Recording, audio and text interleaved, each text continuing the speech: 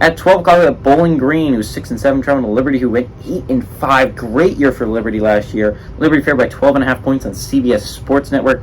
Matt McDonald for Bowling Green went 232 with 379, threw for 2,669 yards, 22 touchdowns to 9 interceptions. Jason Patterson on the ground, 135 carries for 583 yards and only 1 touchdown.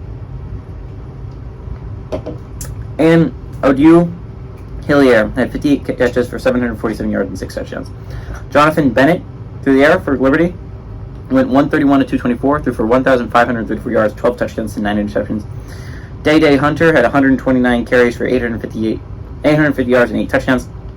And Tamario Douglas had 79 catches for 993 yards, almost got that past 1,000-yard receiving, and 6 touchdowns. Bowling Green won this only matchup in 2003, and they won it just dominant fashion. They won 62-3.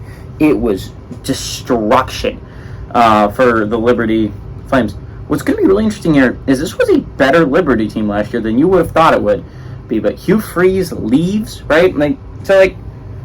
You expected at least a little bit of a downgrade. You lose Malik Willis, one of the best quarterbacks in Liberty history, right? This is a quarterback that went in the 3rd round of the NFL draft, period, right? This does not happen for Liberty very often, is where they have a quarterback of that caliber. That was a year after that. You expect to do worse. You would, because it's just it's one of your best quarterbacks you've ever had. Of course you expect to do worse. They went 8-5. They had a phenomenal year. But a lot of that is Hugh Freeze. Hugh Freeze is a phenomenal coach.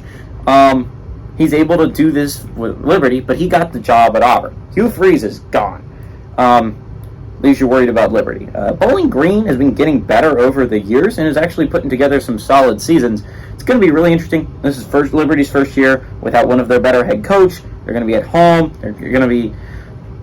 They're playing a solid quarterback. Mac McDonald is not a bad quarterback by any stretch of the imagination. He has made Bowling Green competent over the past couple of years. I actually kind of like Bowling Green to go on the road and keep this a close matchup with Liberty. I kind of see Bowling Green winning this one. I mean, this is Liberty's first game with a brand new head coach.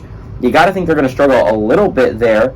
Our quarterback situation last year wasn't phenomenal. They won because of their ground game and because of their defense. I think you lose Hugh Freeze. You lose a decent amount of what made your team special, and I think Bowling Green keeps a little bit of what they made their team special last year. Give me Bowling Green to come on the road and get that upset on CBS Sports Network and